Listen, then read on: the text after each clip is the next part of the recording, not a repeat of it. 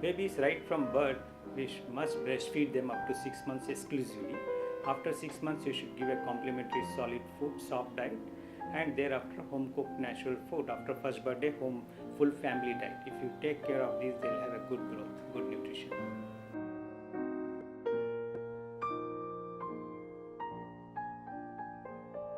Multivitamins, calcium, and iron supplements are required unless until child is deficit. Otherwise, we don't routinely encourage these supplements to the children and infants.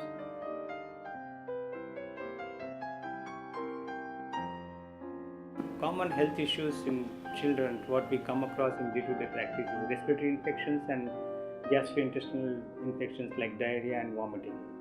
Prevention is easier if you take care of good nutrition, and plus taking care of good hygiene.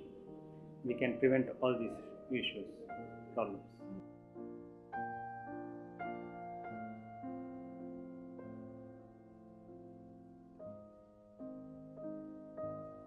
Food, ideally avoid junk food and eat home cooked natural food and in the proper proportions like carbohydrate, proteins and fat, but in layman's language for parents, they must give full dal, rice, moong khichdi and chapati, sabjis, vegetables and fruits. This is must.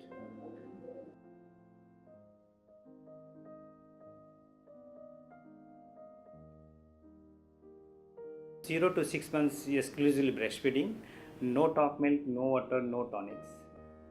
And from 6 months onwards, start soft diet. And after first birthday, full family diet, no soft diet. And that's all our home cooked, natural, not ready-made formulas.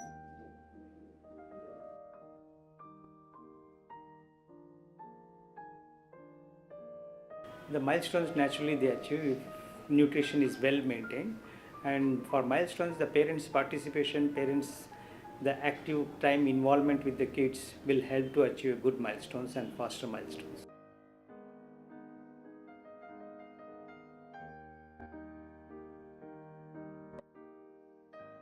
No question, junk food definitely it's harmful. We should introduce every time always home cooked natural food. Avoid junk food like colored drinks, colored foods, especially lollipops, candies, chewing gum, jam, jelly, tomato sauce. That kind of food which keeps bad oral hygiene, and along with that it also affects general health.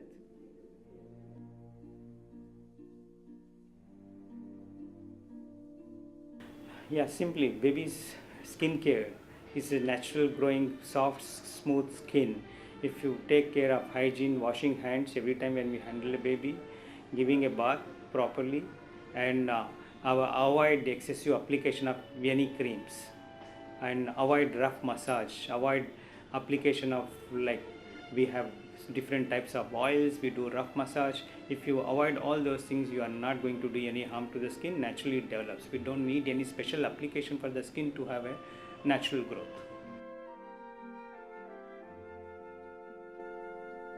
You can use any soaps. You can use any soap just for routine hygiene. First 4 weeks we don't even encourage any soaps. We don't encourage any talcum powder. It's like a chemical dust. When baby inhales, it goes into nostril, it blocks nose and nose block, noisy breathing. When baby inhales, it goes into the lungs, causes a lot of cough. That's why we don't advise any dry talcum powders. Any mild soap is all right for a baby. Any baby soap, or including even you can use the adult soaps too.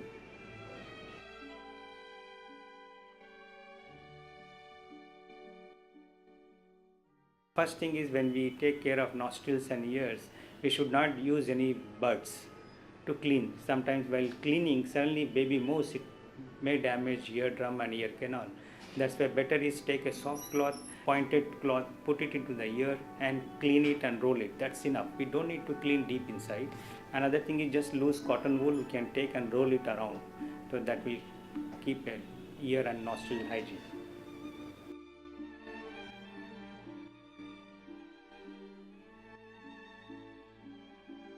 Diarrhea is the most common because from 7-8 months onwards they try to keep everything in the mouth. That causes lot of germs goes inside. People think that it's because of teething. Teething doesn't cause diarrhea. While teething, they have a lot of gum irritation. Because of gum irritation, they try to keep everything in the mouth and bite. Because of that, they have a germs going into the stomach, and immediately body realizes and they try to throw the germs by passing an extra stools. In that stools they pass out the germs and along with that body water. That's why the first most important is try to take care of hygiene, washing hands, avoid soft toys which they try to keep repeatedly, and washable toys we can provide them, and wiping their hands repeatedly. And the most important, once if they start passing watery motions, take care of their hydration by providing salt, sugar, water, and especially avoiding some food which causes little more increased diarrhea, like um, this one, sweets, sugar, milk. This will aggravate diarrhea, and better to give him ORS solution, that is salt sugar solution. Apple and banana, pomegranate is a good fruits for diarrhea, and plus providing them a lot of arrowroot powder and kanji, and plus rice water with little salt in it. That will help to reduce the frequency and the volume of diarrhea.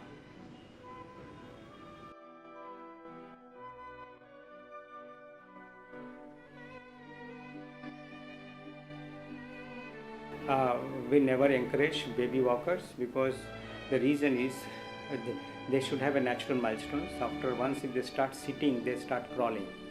If you provide them a walker when they are sitting, they miss that crawling pace. That's why we don't encourage walkers at all. And they learn walking with the walkers with this dependent walking, with support walking. As soon as you pull out the walker, they get scared of walking independently without support. Always we encourage them to have a natural milestone. Don't try to help them by giving a walker so that they are dependent on it, and they miss even crawling pace once if you provide the walker.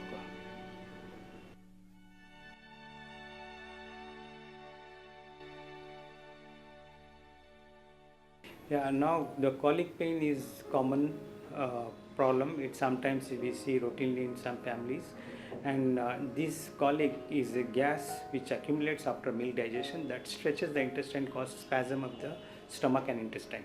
That's the basic. And to provide, some babies they have a good threshold to tolerate it, and some parents they have a better threshold to face it.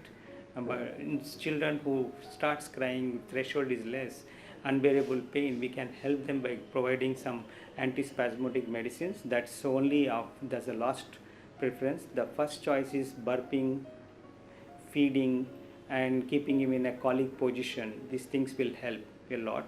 In one out of 10 babies who needs little bit for temporary, we can use some anti-colic medicine. And gripe water, yes, if it is a hygienic standard one, we can use. Otherwise, better to avoid.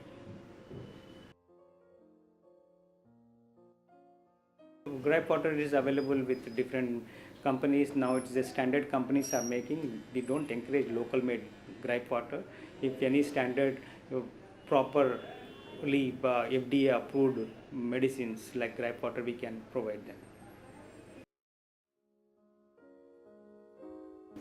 Never. Pacifier hampers many things. Their speech development, their hunger, little hunger gets satisfied with the pacifier. Oral hygiene is not maintained well. They have a oral thrush and fungal infections. That's why we don't encourage a pacifier at all. And it's a source of infection like vomiting and diarrhea.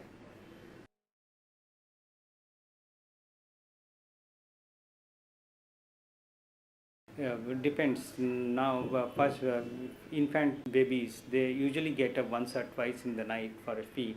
That's normal demand because the frequency of hunger is more frequent compared to other elderly children. And if you give a good, solid, soft food before going to bed, they have a good, at least peaceful sleep for 4 to 5 hours in the night. And when they get up, we have to provide them a breastfeeding if mom is breastfeeding up to that's we recommend to continue to breastfeed up to 2 years of age as per WHO and UNICEF criteria.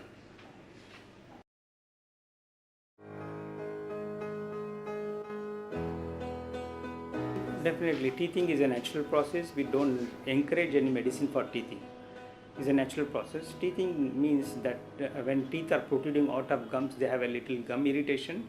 That's a natural way they develop little discomfort. First time in life, they develop little threshold to face the discomfort or little pain.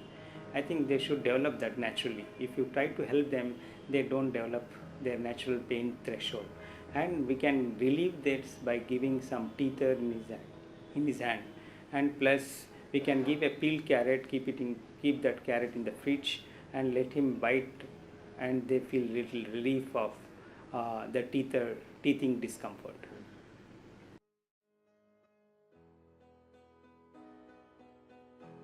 Yeah, we don't encourage this up to 6 weeks, because 6 weeks infant, 6 weeks old infant, they can't turn their head, they can't hold their neck. Mm, After 6 weeks, you can keep them maybe on a tummy. It's a safe because they can turn their head. Choking episodes are less likely, uncommon after 6 weeks of age.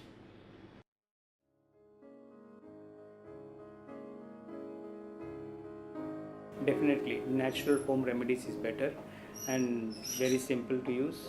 And before we provide them any other medicine.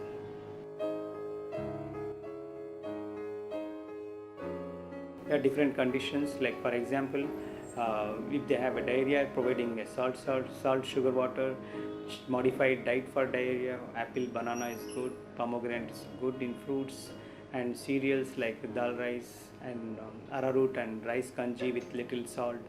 Plenty of liquids to drink to take care of whatever water they are losing in the stools.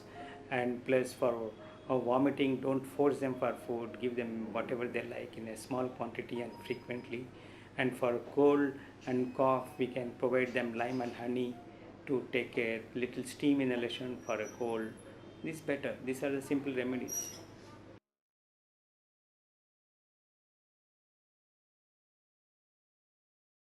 Yeah, definitely. Vaccinations is very important. We can prevent most common and severe diseases, and even if you miss in particular age, we can take these vaccines at any age.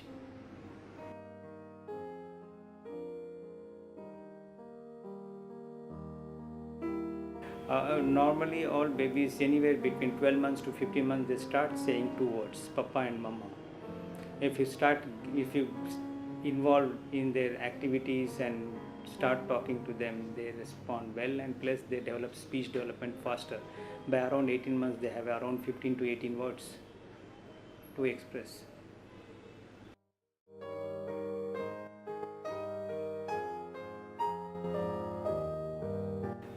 Really, we come across, yes, sometimes, but not so common.